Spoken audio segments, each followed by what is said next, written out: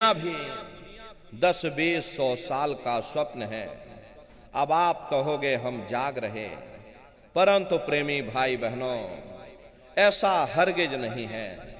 जिस दिन मौत का वक्त आएगा, अरे हम लोग रोएंगे, हाय हाय करके चिल्लाएंगे कि हाय हमने सारी जिंदगी यूं ही स्वप्न में गुजार दी। जागने का समय तो अभी आया था, जो कुछ करना था अभी करना था। लेकिन प्रेमी भाई बहनों, अब पछताए होत क्या जब चिड़िया चुग गई खेत। महात्मा प्रेम से जीवों को समझाते हैं कि भाई देह और ग्रह सब झूठा, और भरम में काहे को खपना। ये घर बार हमारा अपना नहीं, अरे पराया देश है। ये सराय खाना है, ये मुसाफिर खाना है। ये शरीर भी तुम्हारा अपना नहीं, ये भी काल का पिंजरा है, किराए का मकान है, पराया मकान है। किसी को 40-50 साल के लिए मिला, किसी को 80-90-100 साल के लिए मिल गया। जितने जितने श्वास उस मालिक ने बख्शे हैं, उसे भुगतने के बाद में हमें शरीर को यहीं छोड़ जाना। श्वास दुधारा नित ही जारी, एक दिन खाली चाम।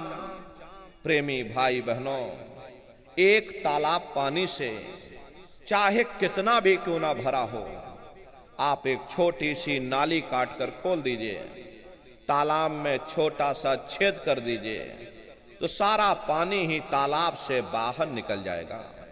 ठीक उसी प्रकार से ये शरीर भी श्वासों का भंडार है, और जब तक श्वासों का भंडार जारी है, हम दुनिया के काम काज में फंसे हुए, दुनिया के कारोबार में हम आप उलझे हुए।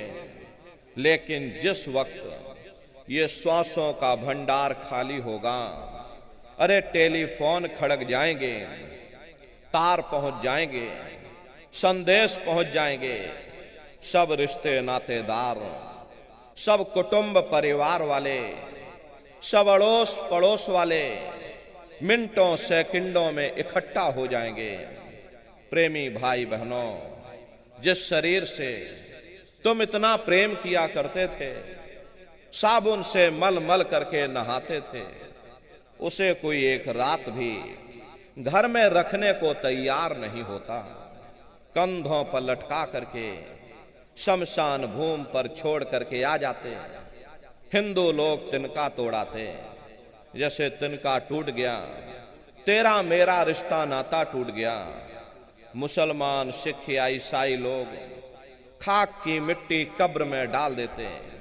ये जो मेरे लिए खाक की मिट्टी है, वह मेरे लिए तू है।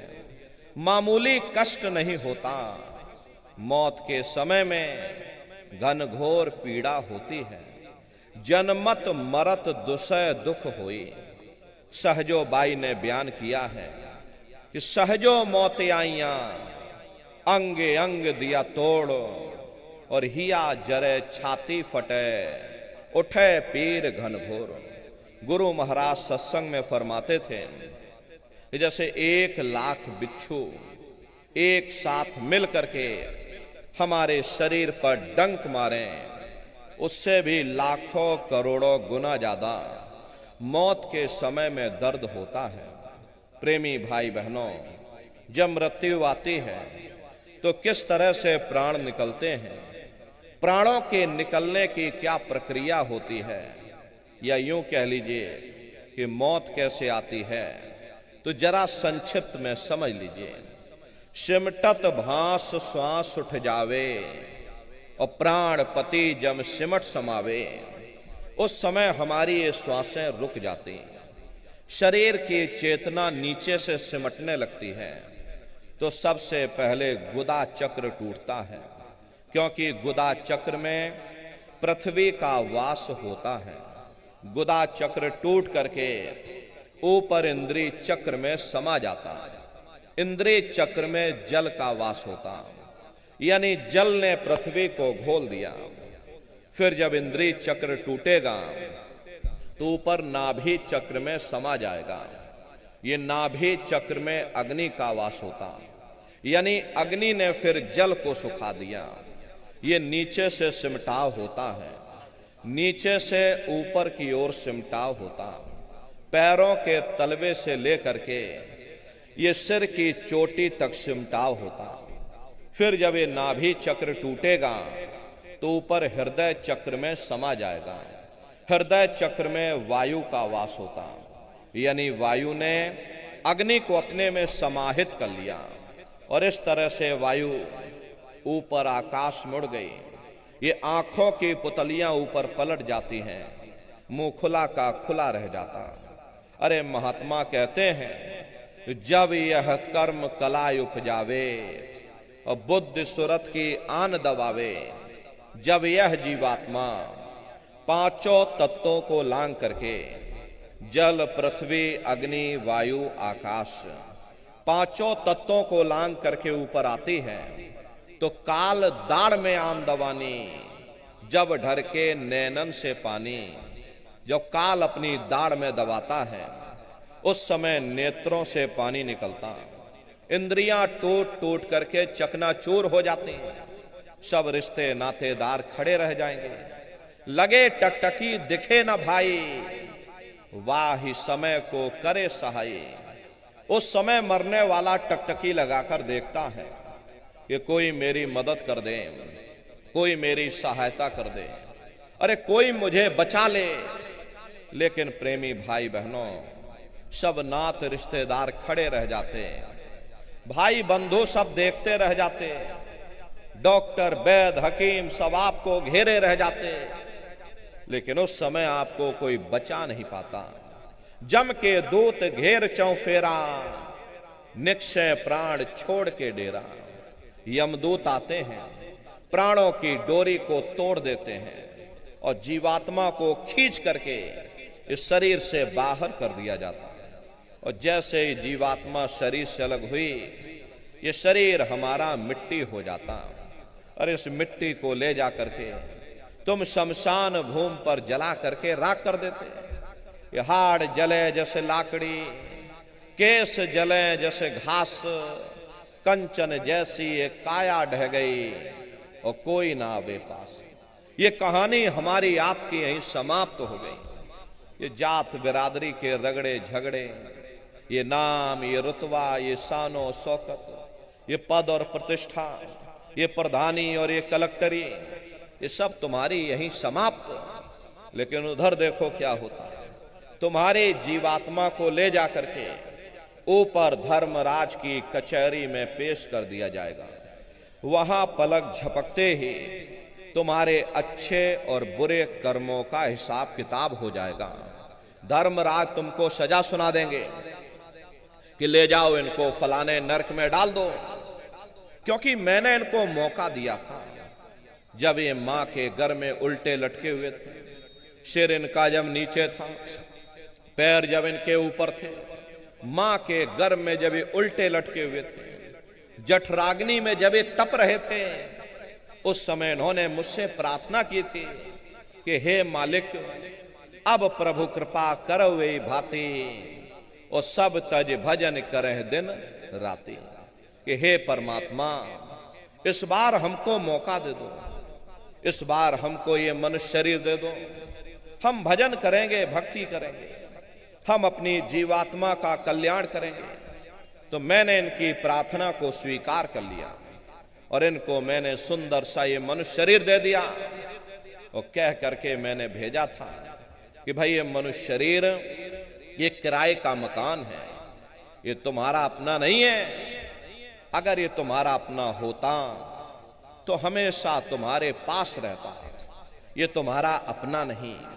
ये मैंने तुमको कुछ समय के लिए किराए का ये मकान दिया है।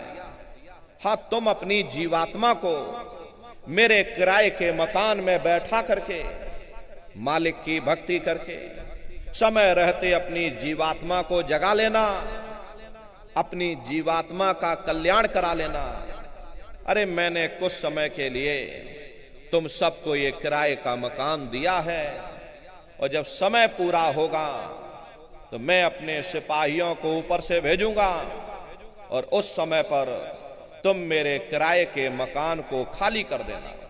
लेकिन इतना ध्यान रखना, जैसा साफ सुथरा मैंने तुमको किराए का ये मकान दिया, वैसा ही साफ सुथरा तुम मुझको वापस लौटाना। लेकिन इस किराए के मकान में बैठ करके इन्होंने बुरे खोटे पाप कर्म कर डाले। मेरे किराए के मकान को इन्होंने अपने कर्मों से गंदा कर दिया, इसलिए कर्मों की सजा इनको मिलेगी। ले जाओ इनको फलाने नरक में डाल दो। महात्मा कभी झूठ नहीं बोलते। महात्माओं ने जब साधना किया, साधना करके जब ऊपर गए, ऊपर जा करके जब उन्होंने नरकों का हाल देखा, तो हमारी आपकी जानकारी के लिए उन्होंने धर्म ग्रंथों में लिख दिया, लोह के खम्भ तपत के माही, और जहां जीव को ले चिपकाई वहां बड़े बड़े लोहे के खंबे अग्नि से धधक धधक कर लाल हो रहे। अरे वाह ही समय की कहां सुनाई, लोहा अगन धमन धोकाई, जो धम्मन से धोक लोहारा, और लोहा जो अग्नि में डारा। जिस तरह से लोहार लोहे को अग्नि की भट्टी में तपा तपा करके लाल कर देता, ऐसे ही प्रेमी भाई बहनों उन नरकों में भी बड़े बड़े लोहे के खंबे अग्नि की भट्टी में तप करके लाल हो रहे। ऐसे खोटे जीवों को उन्हीं तपते हुए खम्भों के ऊपर लिटा दिया जाता। अरे जीव हाय हाय करके चिल्लाता है, तड़फ तड़फ जीव जुलम बुखारी, और तपत खम्भ दुख उपजे भारी। असहनी वेदना होती है, असहनी दुख और दर्द होता है। जीव वहां रोता और चिल्लाता रहता। लाखों लाख जोजन मील तक तुम्हारे रोने चीखने चिल्लाने की आवाज उन नरकों से होकर के गुजरती है।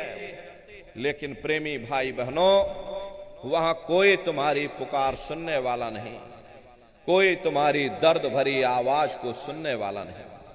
कभी कभी हम लोगों के मन में यह ख्याल आता है कि भाई मान लो शरीर हमारा मिट्टी में मिल गया, लेकिन बची हमारी जीवात्मा। अब जीवात्मा तो अजर अमर है। नैनम छिंदति शस्त्राणी नैनम दहति पावकः। न हमारी जीवात्मा को कोई शस्त्र काट सकते हैं, और ना ही हमारी जीवात्मा को कोई अग्नि जला सकती है। फिर भला हमारी जीवात्मा को कौन से नरकों की आग में जलाया जाएगा? तो इसे समझने की कोशिश करो। प्रेमी भाई बहनों, तुम्हारी जीवात्मा के ऊपर 4 प्रकार के कपड़े पहनाए जाते हैं। पहला है कारण कपड़ा, दूसरा है सूक्ष्म कपड़ा, तीसरा है स्थूल कपड़ा, तीसरा लिंग कपड़ा, और चौथा ये स्थूल कपड़ा है। ये पंच भौतिक शरीर जिसके अंदर तुम्हारी जीवात्मा बंद है, ये स्थूल शरीर है। जब स्थूल शरीर नष्ट हो जाएगा, तब तुम्हारी जीवात्मा लिंग शरीर में आती है। लिंग शरीर 17 तत्वों का होता है। जितने भी देवी देवता भूत प्रेत जिंद पिशाच आते हैं, ये सभी लिंग शरीर में आते हैं। लिंग शरीर का जो भोजन होता है वो सुगंधी होता है। अगर किसी को घर में भूत प्रेत चढ़ा हो, आप उसे थोड़ी खुशबू सूंघा देना। खुशबू सूंघते सूंघते उसका पेट भर जाएगा, अपने आप धीरे धीरे शांत हो जाएगा। क्योंकि लिंग शरीर का जो भोजन होता है वो खुशबू यानी कि सुगंधी होता है। लिंग शरीर के ऊपर प्रेमी भाई बहनों सूक्ष्म शरीर आता है, और सूक्ष्म शरीर का जो भोजन होता है वो प्रकाश होता है। और सूक्ष्म शरीर के ऊपर कारण शरीर आता है। कारण शरीर का जो भोजन होता है वो शब्द यानी कि अमृत होता है। और कारण शरीर के ऊपर जब तुम्हारी ये जीवात्मा तीसरे मंडल पर पहुंच करके उस अमृत के सरोवर में जब तुम स्नान कर लोगे, तब तुम्हारी जीवात्मा के ऊपर से सारे कपड़े सारे खोल उतर जाएंगे। उस समय ये जीवात्मा अपने असली स्वरूप में वापस आ जाएगी। इसका खुद का प्रकाश 16 सूर्य के बराबर हो जाएगा। उस समय तुम्हारी जीवात्मा को ना कोई शस्त्र काट सकते हैं और ना ही कोई अग्नि जला सकती है। लेकिन जब तक तुम्हारी जीवात्मा इन शरीरों में बंद है, इन पिंजड़ों में बंद है, इन खोलों में बंद है, तुमको सुख और दुख की अनुभूति होती रहेगी। तो लिंग शरीर में ही तुम्हारी जीवात्मा को नरकों की आग में जलाया जाता है। अरे महात्मा कहते हैं नर के अनेक और हैं, कहां लग कहूं बखान, दुख भुगते यह जीव जो जाने जो भोग समान। कहते भाई एक नरक नहीं, ऐसे वहां पर अनेकों अनेक नरक बने हुए, अलग अलग खोटे पाप कर्मों के वहां पर अलग अलग नरक बने हुए। गरुड़ पुराण में 36 प्रकार के नरकों का वर्णन किया गया। कुंभी नरक निदान है, पड़े जीव जग जाए, सिर समेत डूबा रहे और सदा नरक के माही। कुंभी कहते हैं घड़े के आकार का बड़ा विशाल नरक बना हुआ। कुंभी नरक कल्प लो वासा, और मुख में नरक नाक में श्वासा। कल्प लो वासा यानी 1000 चौकड़ी युग का एक कल्प होता है, और कल्प लो वासा यानी युगों युगों तक ये जीव नरकों की सजा को भोगता रहे। और नरकों की सजा भोगने के बाद में इन्हीं जीवों को सीधे मनुष्य शरीर आपको नहीं दिया जाएगा, बल्कि ले जाकर के 4 खान 84 लाख योनियों में डाल दिया जाएगा। जैसे बच्चा होता है, अब बच्चा पहले कक्षा 1 पास करेगा, फिर कक्षा 2 में जाएगा। ऐसे ही प्रेमी भाई बहनों वहां पर भी पूरा चैनल बना हुआ। नरकों की सजा भोगने के बाद में इन्हीं जीवों को 4 खान 84 लाख योनियों में डाल दिया जाता है। ये 4 खान 84 लाख योनियां ये कोई मामूली योनियां नहीं होती। 4 खान का मतलब होता है अंडज पिंडज उपमज स्थावर, ये 4 खाने होती हैं। पहली श्रेणी पेड़ पौधों की आती है जिनके अंदर पानी का तत्व मौजूद होता। कभी ये भी मनुष्य हुआ करते थे, लेकिन आज अपने कर्मों का ये भोग पा रहे एक जगह पर पेड़ बनके खड़े हुए हैं। दूसरी श्रेणी कीड़े मकोड़ों की आती है जिनके अंदर पृथ्वी और अग्नि का तत्व मौजूद होता है। तीसरी श्रेणी पंछियों की आती है, चौथी चौपाए जानवरों की आती है, और 5वीं स्वयं इंसानों की आती है जिसके अंदर 5 तत्व जल पृथ्वी अग्नि वायु आकाश 5 तत्व मौजूद होते हैं। प्रेमी भाई बहनों ये 4 खाने हैं, इनकी अलग अलग कुल 84 लाख योनियां होती हैं। अब आप पेड़ पौधों को देखिए तो आम का पेड़ अलग है, नीम का पेड़ अलग है, पीपल का पेड़ अलग है, बबूल का पेड़ अलग है। ऐसे ही अलग अलग प्रजातियों के कीड़े मकोड़े, अलग अलग प्रजातियों के पशु और पंछी, कुल मिलाकर 84 लाख योनियां हैं। हम दुनिया के जीव नरकों की सजा भोगने के बाद में इन्हीं 84 लाख योनियों में डाल दिए जाते हैं। अरे मामूली कष्ट नहीं होता। हमको आपको देखो गर्मी लग गई तो हम लोग छाया में आ गए, सर्दी लग गई कंबल रजाई ओढ़ लिया, भूख लग गई भोजन कर लिया, बीमार हो गए अस्पतालों में चले गए, अपना अपना इलाज करवा लिया। लेकिन देखो उन जानवरों को, क्या गर्मी क्या सर्दी और क्या बरसात, एक एक रोटी के टुकड़े के लिए बेचारे दर बदर रोड पर भटकते रहते। किसी का हाथ कट गया, किसी का पैर कट गया, किसी को आपने जीते जी काट डाला, मुर्गी की पकड़ करके गर्दन ही घुमा डाली। अरे उनको भी दर्द होता है, उनको भी तकलीफ होती है, लेकिन वे बेचारे बेजुबान हैं, कुछ बोल नहीं पाते, कुछ बता नहीं पाते। हम लोगों के अंदर ये जुबान है, हम लोग बोल बता देते हैं, वे सिर्फ रोते और चिल्लाते रहते। अरे कौन उनकी पुकार सुनने वाला, कौन उनकी दर्द भरी आवाज को सुनने वाला, कौन सी अदालत में जाकर के वे बेचारे दरवाजा खटखटाएं, यह कौन मजिस्ट्रेट उनकी फरियाद को सुनेगा? प्रेमी भाई बहनों, कोई सुनने वाला नहीं है। अरे कई जन्म भय कीट पतंगा, कई जन्म भय मीन कुरंगा, कई जन्म पंखी सरफोयो, कई जन्म है वर वृक्ष जोयो, मिल जगदेश मिलन की वरिया, चिरंकार यह देश सजरिया। करोड़ों करोड़ युगों से हम आप नरकों की सजा भोगने के बाद में फिर कभी कीड़े पतंगों की योनि में डाल दिए जाते, कभी पेड़ पौधों की योनि में डाल दिए जाते, तो कभी हम लोगों को पशु और पंछियों की योनि में डाल दिया जाता है। प्रेमी भाई बहनों, 84 लाख योनियों की सबसे जो आखिरी योनि होती है वो गाय और बैल की योनि होती है। गाय स्त्री का रूप लेती है और बैल पुरुष का रूप लेते हैं। ये 84 लाख योनियों की सबसे आखिरी योनि यानी कि अंतिम पायदान होता है।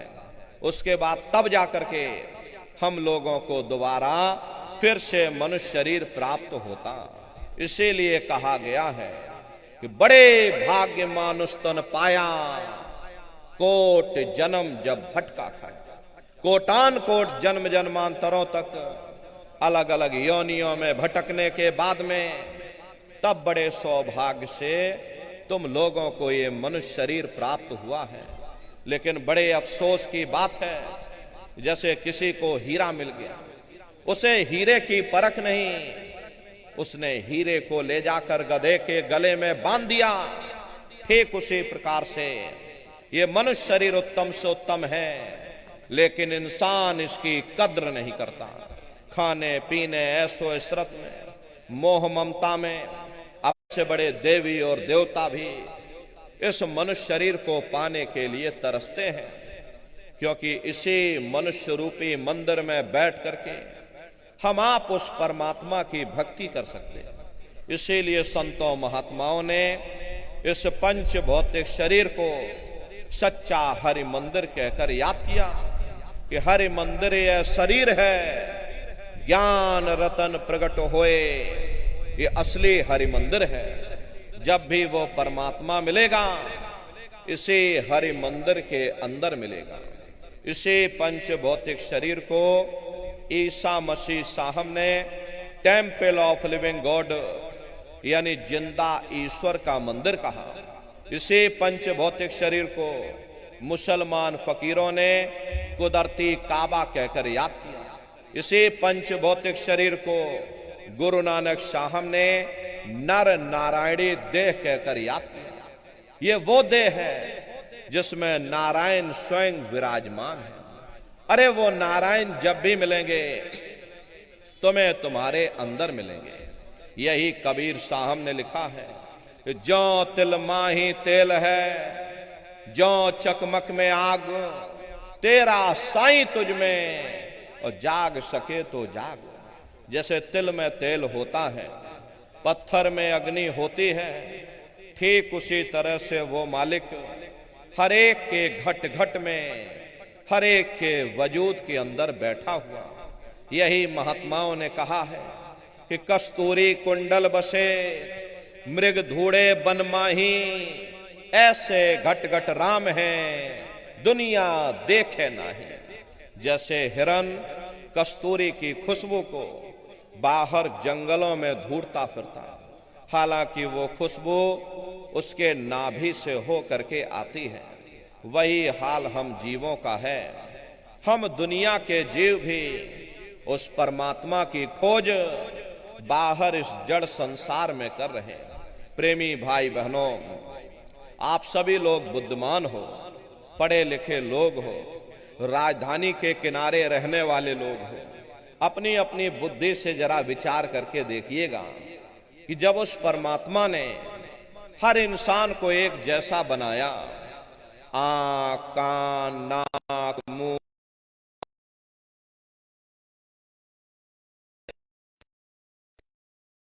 हिंदुओं के लिए अपने मिलने का कोई और रास्ता बनाया होगा, या मुसलमान, सिख या ईसाइयों के लिए अपने मिलने का कोई और रास्ता। अरे मोको का धूड़े रे बंदे, मैं तो तेरे पास में, ना तीरथ में ना मूरत में, मैं तो हूं विश्वास में। ना मैं तीरथ में मिलूंगा, ना मैं मूरत में मिलूंगा, ना मैं अन्य किसी कर्म कांड में मिलूंगा, ना मैं ग्रंथों में मिलूंगा, ना मैं पोथियों में मिलूंगा, ना ही मैं इन किताबों में मिलूंगा। चाहे सारी उम्र बैठ करके तुम ढोलक मजीरा बजा बजा करके उन किताबों को पढ़ते रहो, उन चौपाइयों को रटते रहो, अरे मैं जब भी मिलूंगा तो मैं तुम्हारे अंदर मिलूंगा।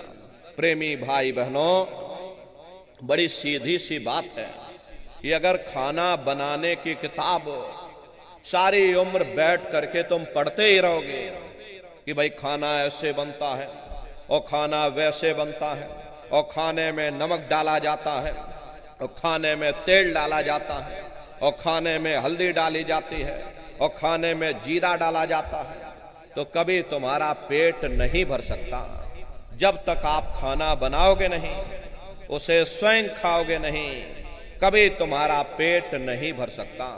हम वेदों की निंदा नहीं करते, हम ग्रंथों की निंदा नहीं करते, हम गीता कुरान और बाइबल की निंदा नहीं करते। वेद शास्त्र गीता कुरान बाइबल जितने भी हमारे धर्म ग्रंथ हैं, चिल्ला चिल्ला करके सब यही कह रहे कि भाई मनुष्य के अंदर अंड खंड ब्रह्मांड है, स्वयं वो परमात्मा तुम्हारे अंदर बैठा है। चलो अंदर चलो, अंदर चल करके उस परमात्मा का दर्शन दीदार करो। अब सवाल ये उठता है, भाई आखिर हम अपने अंदर जा करके उस परमात्मा का दर्शन कैसे करेंगे? तो इसके लिए संतों महात्माओं ने केवल 3 साधन बताए। साधन 3 सारे वर्णे और साधन सब थोथे मान। इस कलयुग में उस मालिक को पाने के लिए महात्माओं ने केवल 3 पूजाएं बताई। पहला है सुमरन, दूसरा है ध्यान और तीसरा है भजन। सुमरन कहते हैं अपने गुरु को याद करना, ध्यान कहते हैं अपनी दिव्य दृष्टि को खोलना, और भजन कहते हैं कान में उंगली डाल करके उस शब्द को सुनना, उस नाम को सुनना, उस देववाणी आकाशवाणी को सुनना जो 24 घंटे तुम्हारे सबके अंदर गूंज रही। प्रेमी भाई बहनों, ये सुरत शब्द नाम योग की साधना है। जितने भी महात्माएं धरती पर आए, उस मालिक को पाया तो सुरत शब्द नाम योग की साधना करके ही पाया। देखिए, सबसे पहले कबीर साहब आए। कबीर साहब ने सुरत शब्द नाम योग की साधना जारी की। उसके बाद गुरु नानक साहब आए। गुरु नानक साहब ने भी सुरत शब्द नाम योग की साधना जारी की। उसके बाद और भी महात्मा आए, कबीर, नानक, दादू दरिया, भीखा, रविदास, पलटू, जगजीवन। चित्रकूट में आप चले जाइए, गोस्वामी जी महाराज जिन्होंने रामचरित्र मानस बनाई है, जिसका पाठ आप सभी लोग अपने अपने घरों में मंदिरों में बैठ करके करते हो, उन्होंने भी उस मालिक को पाया तो सुरत शब्द नाम योग की साधना करके ही पाया। राजस्थान की धरती पर देखो, मीराबाई हुई, सहजोबाई हुई, उन्होंने भी उस मालिक को पाया तो सुरत शब्द नाम योग की साधना करके ही पाया। प्रेमी भाई बहनों, ये सुरत शब्द नाम योग की साधना है। इस साधना की 3 क्रियाएं हैं। पहला है सुमरन, दूसरा है ध्यान और तीसरा है भजन। सुमरन कहते हैं अपने गुरु को याद करना, ध्यान कहते हैं अपनी दिव्य दृष्टि को खोलना, और भजन कहते हैं कान में उंगली डाल करके उस शब्द को सुनना, उस नाम को सुनना, उस देववाणी आकाशवाणी को सुनना जो 24 घंटे तुम्हारे सबके अंदर गूंज रही। तो कैसे आप लोग सुमरन करोगे, कैसे आप लोग ध्यान करोगे, कैसे आप लोग भजन करोगे? बहुत से नए प्रेमी भाई बहन यहाँ बैठे हुए हैं, तो सुमरन, ध्यान और भजन कैसे किया जाएगा, आप सभी लोग बैठ करके अच्छी तरह से समझिएगा और फिर घर पर जा करके करिएगा। तो सबसे पहले सुमरन कैसे करना है? सुमरन करने के लिए एक माला आप लोग ले लेना। ये देखिए प्रेमी भाई बहनों, 108 दाने की ये माला है। अपने अपने घरों में बैठ करके बाहर से अपनी आंखों को बंद कर लेना और दोनों आंखों के मध्य भाग में अपने ध्यान को रोक करके और दाने दाने पर जय गुरुदेव नाम का उच्चारण करिएगा। हर दाने पर जय गुरुदेव नाम, हर दाने पर जय गुरुदेव नाम, जय गुरुदेव जय गुरुदेव जय गुरुदेव जय गुरुदेव, कुल 108 बार करिएगा। दोबारा इसी जगह फिर वापस आ जाओगे। जब आप जय गुरुदेव नाम का उच्चारण करोगे तो दोनों आंखों के मध्य भाग में अपने ध्यान को रोक करके दाने दाने पर जय गुरुदेव नाम का उच्चारण करिएगा। जिसको आप याद कर रहे हो, एक समय ऐसा आएगा वो अंतर में तुम्हारे सामने प्रकट हो जाएगा। उसके स्वरूप को देख लेना, फिर उसी के स्वरूप को याद करके जय गुरुदेव नाम का सुमरन सभी नए प्रेमी भाई बहन करिएगा। दूसरी बार फिर यहीं से जय गुरुदेव नाम का सुमरन, तीसरी बार फिर यहीं से जय गुरुदेव नाम का सुमरन, चौथी बार फिर यहीं से जय गुरुदेव नाम का सुमरन। इस तरह से कुल 8 बार जय गुरुदेव नाम का सुमरन सभी नए प्रेमी भाई बहन करिएगा। और 8 बार करने के बाद में ये माला आप रख देना। प्रेमी भाई बहनों, ये जय गुरुदेव नाम किसी साधारण इंसान का नाम नहीं, ये स्वयं उस अनामी महाप्रभु का नाम है। समय समय पर संत महात्मा अपने अपने समय पर आकर के अपनी साधना के द्वारा उस मालिक के नाम को जगाते हैं, उस मालिक के नाम को सिद्ध करते हैं। जैसे कबीर साहब आए, कबीर साहब ने साहिब नाम सिद्ध किया। गुरु नानक साहब आए, गुरु नानक साहब ने वाहिगुरु नाम सिद्ध किया। गोस्वामी जी महाराज आए, गोस्वामी जी महाराज ने राम नाम सिद्ध किया। मीराबाई आई, मीराबाई ने गिरधर नाम सिद्ध किया। सूरदास जी महाराज आए तो सूरदास जी महाराज ने श्याम नाम सिद्ध किया। इसी तरह से हमारे गुरु महाराज जय गुरुदेव नाम सिद्ध करके गए। जय गुरुदेव नाम का जहाज लगाकर गए। अगर इस जहाज पर सारी दुनिया बैठेगी, ये जहाज सारी दुनिया को पार करेगा। नए जीवों के लिए नामदान को और सरल से सरल किया गया। वरना बहुत से पुराने पुराने प्रेमी हैं, अगर उनसे ये पूछा जाए कि भाई जरा नाम रूप स्थान गाजे बाजे बता दो, वो तक भूल जाते हैं। अब इतने पुराने हो करके आज तक नाम रूप स्थान गाजे बाजे याद नहीं कर पाए। इसीलिए नए जीवों के लिए नामदान को और सरल से सरल किया गया। बहुत से गांव के बूढ़े बुजुर्ग हैं, बगैर पढ़े लिखे लोग भी हैं, बच्चे बच्चियां भी हैं। अरे आसानी से आप लोग समझ जाओ, सुमरन ध्यान भजन कर सको, इसीलिए इस रास्ते को और सरल से सरल किया गया। एक है साध है सब सद है, सब साध है सब जाए। पहले अपने गुरु की उंगली पकड़ लो, क्योंकि गुरु तुम्हारा सच्चा रहबर है। गुरु बिन भव निज तरे न कोई, बगैर गुरु के तुम्हारी ये जीवात्मा इस भव सागर से पार नहीं जा सकती। गुरु गोविंद दो खड़े काके लागू पाई, बलिहारी गुरु आपने जिन गोविंद दियो बताई। महिमा उन्हीं की है जिन्होंने उस गोविंद को लखा दिया। इस संसार में हमारे 3 तरह के गुरु होते हैं। पहले गुरु हमारे माता पिता होते हैं, जो हमें जन्म देते हैं, हमारा पालन पोषण करते हैं, बचपन से हमारे अंदर संस्कार डालते हैं।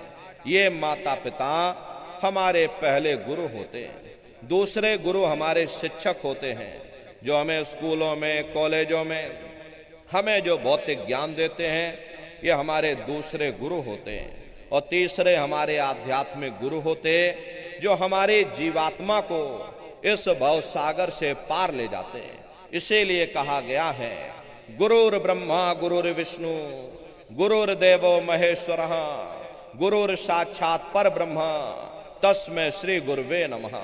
तीन लोक नौ खंड में गुर से बड़ा न कोई, करता करे न कर सके और गुरु करे सो होई। इसलिए प्रेमी भाई बहनों, साधना करने से पहले जय गुरुदेव नाम का सुमरन सभी नए प्रेमी भाई बहन करिएगा। सुमरन करने के बाद में फिर आप लोग ध्यान पर बैठिएगा। दूसरा है ध्यान। ध्यान कहते हैं दृष्टि को एकाग्र करना, अपनी दिव्य दृष्टि को खोलना। कैसे आप लोग ध्यान करोगे जरा अच्छी तरह से समझ लीजिए। अपने अपने घरों में पलथी मार करके आप लोग बैठिएगा। शरीर को टाइट मत करना।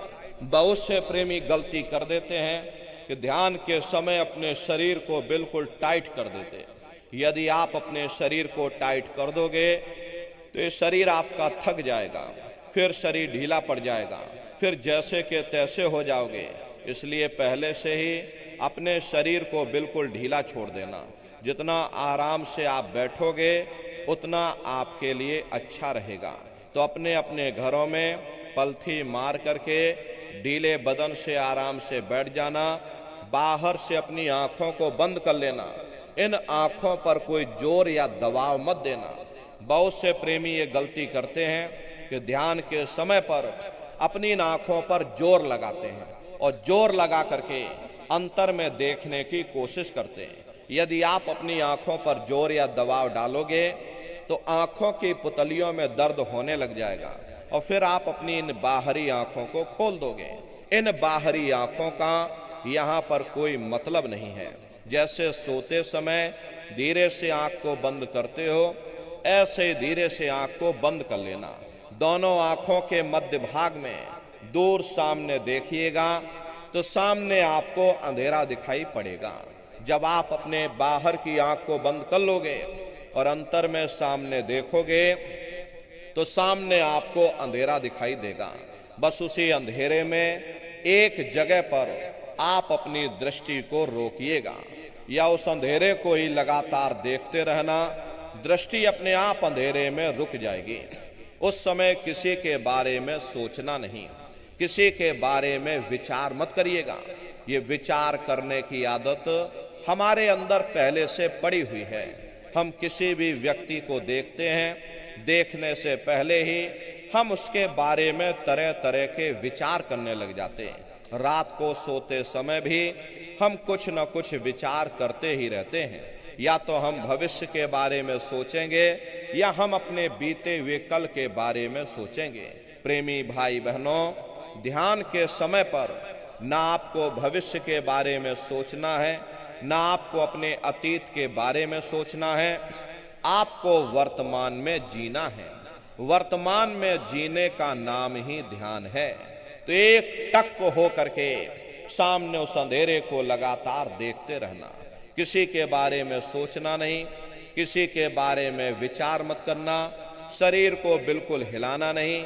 शून्य हो करके, शांत चित्त हो करके बस सामने उस अंधेरे को लगातार देखते रहो।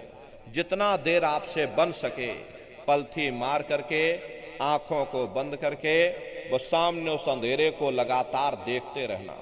देखते देखते देखते देखते एक समय ऐसा आएगा कि आपकी दृष्टि उस अंधेरे में रुक जाएगी। जैसे ही आपकी दृष्टि अंधेरे में रुकेगी तो सुई की नोक के बराबर काले में भी काला बिंदु, बड़ा चमकीला बिंदु होगा। तारे की तरह चम चम चम चम चमकेगा। वो चमकता हुआ तारे जैसा बिंदु आपको सामने अंधेरे में चमकता हुआ दिखाई पड़ेगा। और जब वो बिंदु सामने दिखाई पड़ जाए तब आप अपनी दृष्टि को उस बिंदु पर एकाग्र कर देना। जब आप अपनी दृष्टि उस बिंदु पर एकाग्र करोगे तो बिंदु के चारों तरफ से बड़ा भारी प्रकाश निकलेगा। चक्र की तरह से बहुरंगी प्रकाश होगा। वो प्रकाश धीरे धीरे बड़ा होता चला जाएगा। साधक इतना मोहित हो जाता है कि बिंदु को तो छोड़ देता और दाएं बाएं प्रकाश को देखने में लग जाता। जब दाएं बाएं प्रकाश को देखने में लग जाओगे, क्योंकि प्रकाश उस बिंदु से निकल रहा और आपने बिंदु को छोड़ दिया, प्रकाश को देखने में लग गए, तो प्रकाश भी गायब हो जाएगा, वो बिंदु भी गायब हो जाएगा, फिर अंतर में अंधेरा छा जाएगा, फिर आपको उतनी मेहनत करनी पड़ेगी। इसलिए दाएं बाएं बिल्कुल मत देखिएगा, आपका निशाना उस बिंदु पर टिका रहे जिसमें से वो प्रकाश निकल रहा। वही बिंदु दरवाजा है, वही बिंदु खिड़की है, उसी को हरि का द्वार यानी कि हरिद्वार कहा गया। बहुत विशाल वो दरवाजा है, ये संसार उसके सामने कुछ नहीं है। ऐसे तुम लाखों संसार इकट्ठे करके एक साथ दरवाजे के अंदर डाल दो, पता तक नहीं चलेगा। इतना विशाल वो हरि का द्वार तुम्हारे सब के अंदर बना हुआ है। एक छोटे से बीज को लेकर के हम आपसे कहें कि इस बीज के अंदर बहुत बड़ा पेड़ है, तो आप जल्दी भरोसा नहीं करोगे। लेकिन उस छोटे से बीज को जब आप जमीन में गाड़ दोगे, थोड़ा खाद पानी दोगे, वो बीज अंकुरित तो हो जाएगा, उसमें से विशाल लताएं भी निकलेंगी, विशाल वृक्ष का रूप भी लेगा, उसमें से फल और फूल भी निकलेंगे। इसी तरह से आप सभी के अंदर सुई की नोक के बराबर तारे की तरह से छोटा बिंदु है। उस बिंदु के अंदर बड़े बड़े ब्रह्मांड बसे हुए हैं। वो तारे जैसा चमकता हुआ बिंदु आपको सामने दिखाई पड़ेगा। लेकिन बिंदु जब दिखाई पड़ेगा जब आपकी ये दृष्टि उस अंधेरे में रुक जाएगी। जैसे ही आपकी दृष्टि अंधेरे में रुकेगी, वो तारे की तरह चमकता हुआ बिंदु आपको सामने दिखाई पड़ेगा। और जब वो बिंदु सामने दिखाई पड़ जाए, तब आप अपनी दृष्टि को उस बिंदु पर एकाग्र कर देना। जब आप अपनी दृष्टि उस बिंदु पर एकाग्र कर दोगे, तो वही बिंदु दरवाजा है, वो दरवाजा खुल जाएगा, ये शिव नेत्र खुल जाएगा, ये दिव्य दृष्टि आपकी खुल जाएगी और आप दरवाजे के अंदर दाखिल हो जाओगे। एक बार प्रेमी भाई बहनों, ये दिव्य दृष्टि आपकी खुल जाए, फिर क्या भूत, क्या भविष्य, क्या वर्तमान, कोई भेद आपसे गुप्त नहीं रहेगा। लाखों वर्ष पहले क्या हुआ था, भविष्य में क्या होने वाला है, आप अपने अपने घरों में बैठ करके ध्यान लगा करके भूत, भविष्य और वर्तमान को देख सकते हो। तो यह है ध्यान करने का तरीका। एक बार फिर से आप लोग समझ लीजिए कैसे आपको ध्यान करना है। अपने अपने घरों में पलथी मार करके बैठ जाना, बाहर से अपनी आंखों को बंद कर लेना, दोनों आंखों के मध्य भाग में दूर सामने देखिएगा, सामने आपको अंधेरा दिखाई पड़ेगा। बस उसी अंधेरे में एक जगह पर आप अपनी दृष्टि को रोकिएगा या उस अंधेरे को लगातार देखते रहना। दृष्टि अपने आप अंधेरे में रुक जाएगी और जैसे ही आपकी दृष्टि उस अंधेरे में रुकेगी, तो सुई की नोक के बराबर तारे की तरह से चमकता हुआ बिंदु आपको सामने दिखाई पड़ेगा। और जब वो बिंदु सामने दिखाई पड़ जाए, तब आप अपनी दृष्टि को उस बिंदु पर एकाग्र कर देना। जब आप अपनी दृष्टि उस बिंदु पर एकाग्र कर दोगे, तो वही बिंदु दरवाजा है, वो दरवाजा खुल जाएगा, ये शिव नेत्र खुल जाएगा, ये दिव्य दृष्टि आपकी खुल जाएगी और आप दरवाजे के अंदर दाखिल हो जाओगे। तो प्रेमी भाई बहनों, यह है ध्यान करने का तरीका। और तीसरा है भजन। भजन कहते हैं उस शब्द को सुनना, उस नाम को सुनना, उस देववाणी आकाशवाणी को सुनना जो 24 घंटे तुम्हारे सब के अंदर गूंज रही है। तो कैसे भजन करोगे, जरा अच्छी तरह से समझ लीजिए। ये दोनों उंगली कानों में डाल करके ये कानों को बंद कर लेना। कान इसीलिए बंद किए जाते हैं ताकि बाहर की कोई आवाज हमको सुनाई ना पड़े। अपनी सुविधा से बैठिएगा, कुर्सी पर चाहे कुर्सी पर बैठ जाओ, सोफे पर चाहे सोफे पर बैठ जाना, या कोई तकिया इस तरह से रख लेना और दोनों कोहनी यहाँ रख करके दोनों उंगली कानों में डाल करके ये कानों को बंद कर लेना। बहुत सी हमारी माताएं बहनें बूढ़े बुजुर्ग हैं, आपके घुटनों में दर्द होता होगा या रीढ़ की हड्डी में दर्द होता होगा और आप बैठ करके भजन नहीं कर पाते हो, तो आप लेट करके भजन करिएगा। ऐसे सीधे लेट जाना, लेटे लेटे आंख और कान को बंद कर लेना। मतलब तो आंख और कान को बंद करना है, चाहे आप लेट करके करो या चाहे आप बैठ करके करो। यही कहा गया कि आंख कान मुख बंद कराओ, अनहद झिंगा शब्द सुनाओ। यानी पहले अपनी आंख को बंद करो, अपने मुख को बंद करो, दोनों उंगली कानों में डाल करके ये कानों को बंद कर लो और ऊंचे से ऊंचा ध्यान दे करके उस आवाज को सुनने की कोशिश करो। प्रेमी भाई बहनों, जब आप अपने कानों को बंद करके अंतर में गौर से सुनोगे तो आपको ऐसा अनुभव होगा कि कहीं सीटी जैसी आवाज हमारे कानों में बज रही। टी, इस तरह से सीटी जैसी आवाज शुरू में आप सभी को सुनाई पड़ेगी। शाम को अपने अपने घरों में जाकर बैठिएगा, ये कानों को बंद करके और अंतर में गौर से सुनिएगा तो सीटी जैसी आवाज आप सभी को सुनाई पड़ेगी। करना कुछ नहीं है, लेटे हो चाहे बैठे हो, बस आप उस आवाज को सुनते रहना और सुनते सुनते उसी में लीन हो जाओ। जब आप उसमें लीन हो जाओगे तो कुछ समय बाद में दोबारा आपको अनुभव होगा कि कहीं बड़ी दूर से एक महीन आवाज, घंटे और शंख की आवाज हमारे कानों में बज रही। जैसे मंदिरों में घंटियां बजती हैं, टन टन टन टन, तो बाहर तो आपने नकल किया। महात्माओं ने कहा था ये शरीर तुम्हारा सच्चा हरि मंदिर है, इसी हरि मंदिर के अंदर 24 घंटे वो घंटे और शंख की आवाज गूंज रही। उसी घंटे शंख की आवाज को महात्माओं ने शब्द कहा। अरे आपकी धर्म पुस्तकों में लिखा है कि पोथी पढ़ पढ़ जग मुआ, पंडित भया न कोई, 2.5 अक्षर प्रेम का, पढ़े सो पंडित हुई। दुनिया वाले कहते हैं कि 2.5 अक्षर का मतलब प्रेम है। अरे प्रेम नहीं है, प्रेम में तो मात्रा लगी हुई। यहाँ पर जिस 2.5 अक्षर का वर्णन उन महात्माओं ने किया है वो है शब्द, शा आदा बा और दा। उसी शब्द को महात्माओं ने नाम कहा।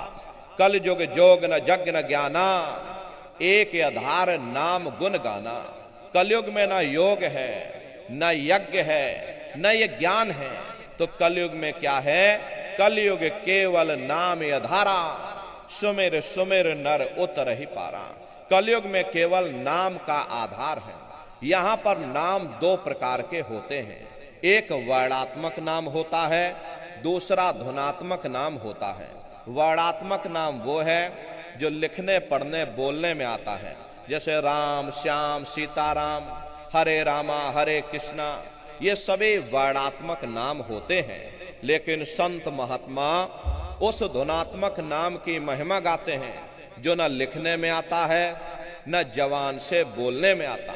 यही मीराबाई ने कहा कि पायो जी मैंने नाम रतन धन पायो, वस्तु अमोलक दे मेरे सतगुर, कृपा कर अपनायो, पायो जी मैंने नाम रतन धन पायो। उसे घंटे शंख की आवाज को महात्माओं ने शब्द या नाम कहा। उसे घंटे शंख की आवाज को ईसा मसीह साहब ने वर्ड या लागस कहकर याद किया। उसे घंटे शंख की आवाज को गुरु नानक साहब ने अनहद वाणी कहकर याद किया। उसे घंटे शंख की आवाज को चीन में जो महात्मा हुए उन्होंने इसको ताओ कहकर याद किया। मुसलमान फकीरों ने इसे कलमा कहकर याद किया और हिंदू महात्माओं ने इसे देववाणी आकाशवाणी कहकर याद किया। उन अलग अलग महात्माओं ने अपनी अपनी भाषा में हम लोगों को समझाने की कोशिश की है कि भाई वो घंटे शंख की आवाज तुम्हारे सबके अंदर गूंज रही है, वो आपको सुनाई पड़ेगी।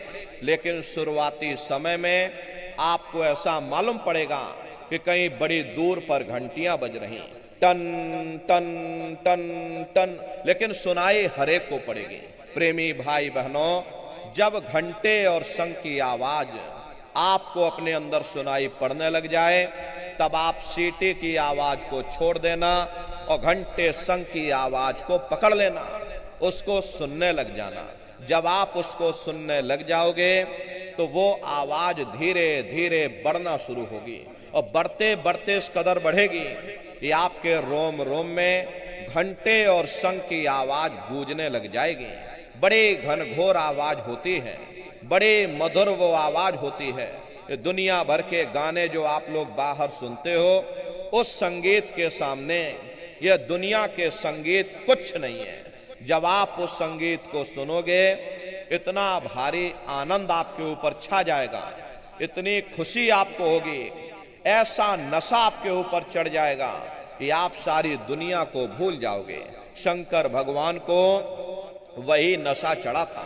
शंकर भगवान कोई गांजा भांग नहीं पीते थे।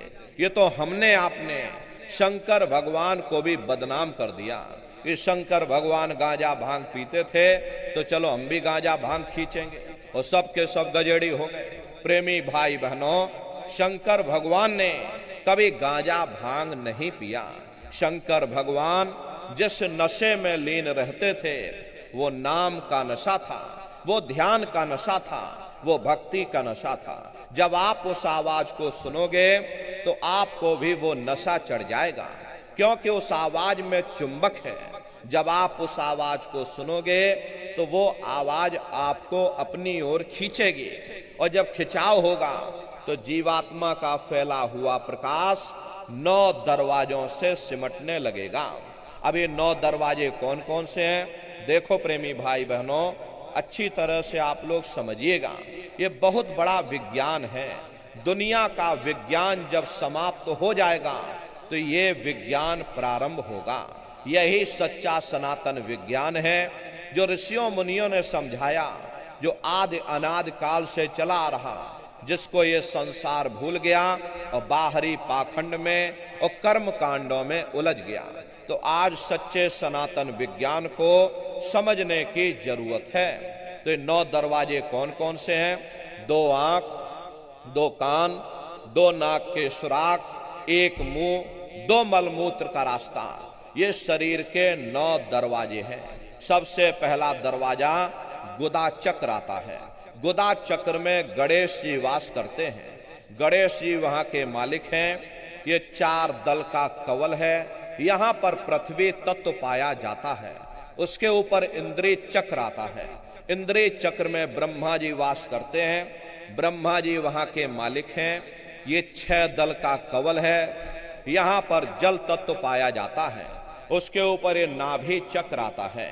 नाभि चक्र में विष्णु जी वास करते हैं। विष्णु जी यहाँ के मालिक हैं। ये 8 दल का कवल है। यहाँ पर अग्नि तत्व पाया जाता है। उसके ऊपर ये हृदय चक्र आता है। हृदय चक्र में शिव जी वास करते हैं। शिव जी यहाँ के मालिक हैं। ये 12 दल का कवल है। यहाँ पर वायु तत्व पाया जाता है। वास तो वो ऊपरी मंडलों में, ऊपरी लोकों में वास करते हैं, लेकिन उनका प्रकाश, उनकी किरणें इन चक्रों पर पड़ती हैं। उसी के ऊपर एक कंठ चक्र आता है। यहाँ पर आद्या महाशक्ति की किरणें पड़ती हैं। ये 16 दल का कवल है। और आप सबसे ऊपर, तुम्हारी जीवात्मा सबसे ऊपर दोनों आंखों के मध्य भाग में बैठी है, जहां पर ये देवियां बिंदी लगाती हैं और पुरुष जहां पर ये टीका लगाते हैं।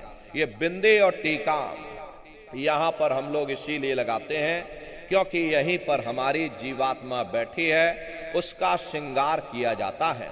ये 10वां द्वार है जहां पर तुम्हारी ये जीवात्मा बैठी है, इसी को 10वां द्वार कहते हैं। अरे आप लोग रोज चौपाई गाते हो कि मंगल भवन अमंगल हारी, द्रवं सुदशरथ अजर बिहारी।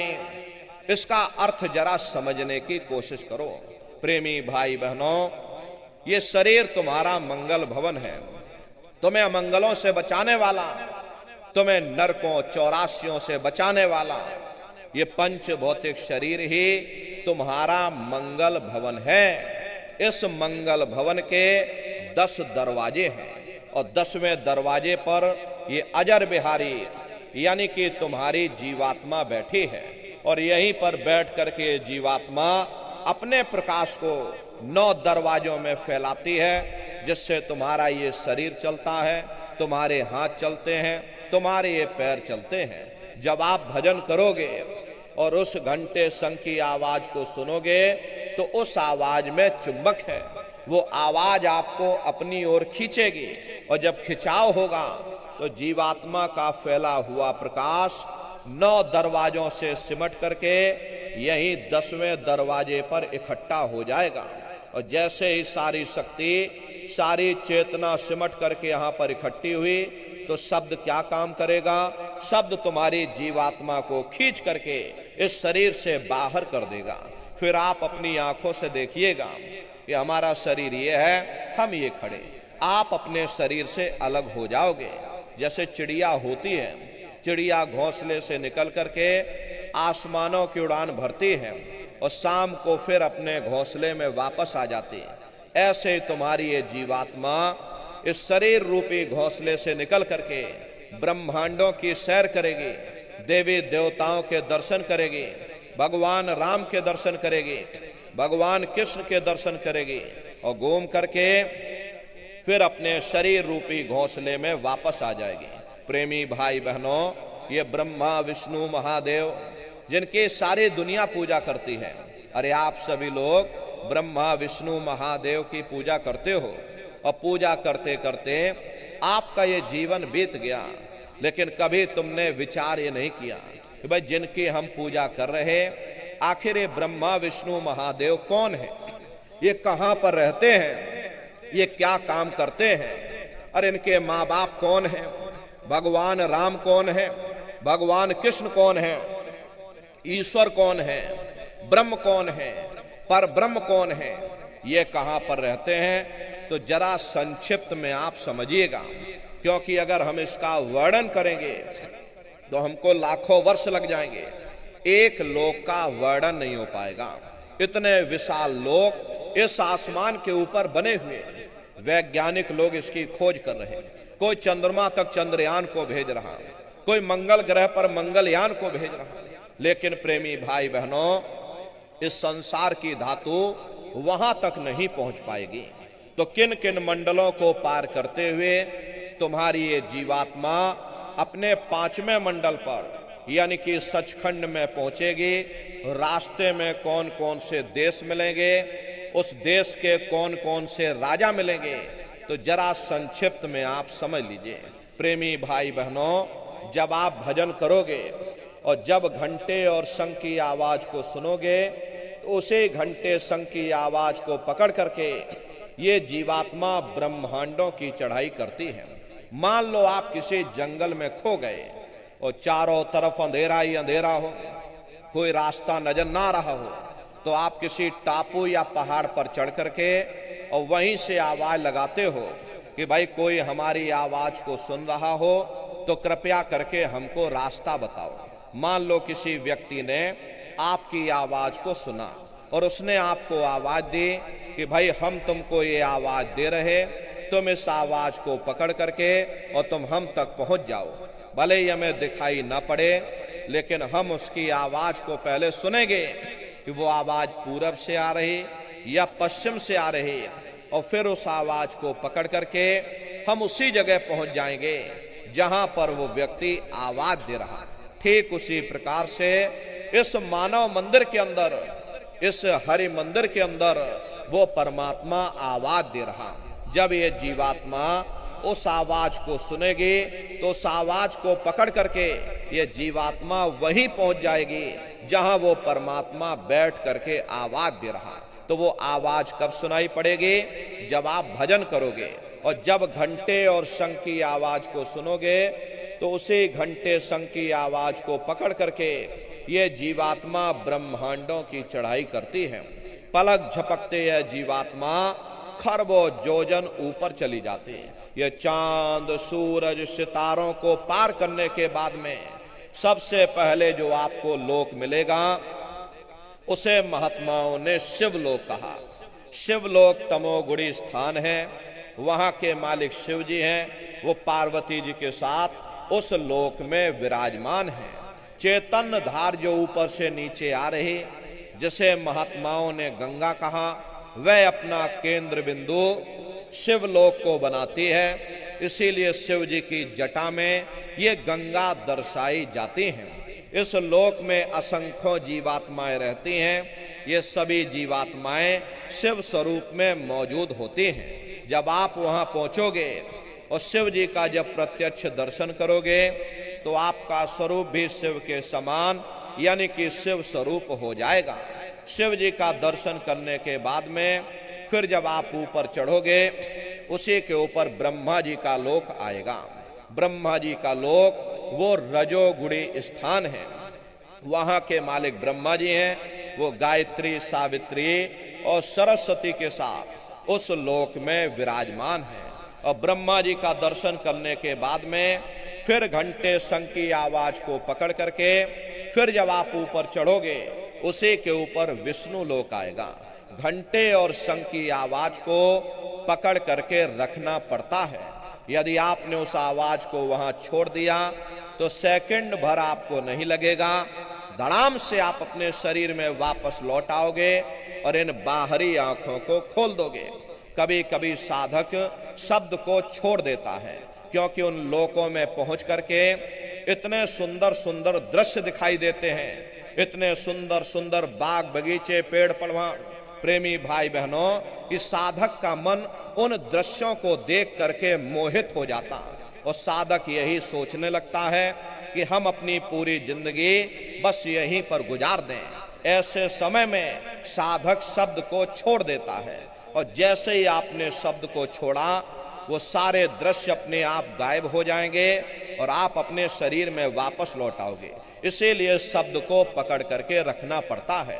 शब्द सीढ़ी है, शब्द जहाज है, शब्द वो नाव है जो प्रेमी भाई बहनों आपको ऊपर की तरफ ले जाएगी। तो शब्द को पकड़ करके रखना पड़ता। तो शब्द को पकड़ करके ही ये जीवात्मा ब्रह्मांडों की चढ़ाई करती है। तो ब्रह्मा जी का दर्शन करने के बाद में फिर जब आप ऊपर चढ़ोगे उसी के ऊपर विष्णु लोक आएगा। विष्णु लोक वो सतोगुणी स्थान है। वहां के मालिक विष्णु जी हैं। उनका बड़ा मनमोहक स्वरूप है। उनकी 4 भुजाएं हैं और चारों भुजाओं में शंख, गदा, पद्म और चक्र सुशोभित है। और आप क्षीर सागर में लक्ष्मी जी के साथ विराजमान हैं। ये तीनों देवता ब्रह्मा, विष्णु और महादेव अपने अपने लोक में बैठ करके राज कर रहे। एक रचयिता है जो हम जीवों को रचता है, एक पालनहार है जो हम जीवों को पालता है, एक संहार करता है जो हम जीवों को नष्ट कर देता। एक का काम है शरीर को बनाना, एक का काम है शरीर की सुरक्षा करना और एक का काम है शरीर को नष्ट कर देना। इनकी जो माता है वो आद्या महाशक्ति है।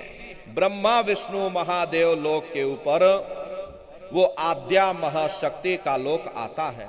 उसी को देवी दुर्गा का लोक कहा जाता है। और उसी लोक को पार करने के बाद में सबसे पहला देश पड़ता है, या यूं कह लीजिए पहली राजधानी पड़ती है जिसे महात्माओं ने सहस दल कवल कहा। वहां के जो मालिक हैं वो निरंजन भगवान हैं। ये ब्रह्मा, विष्णु, महादेव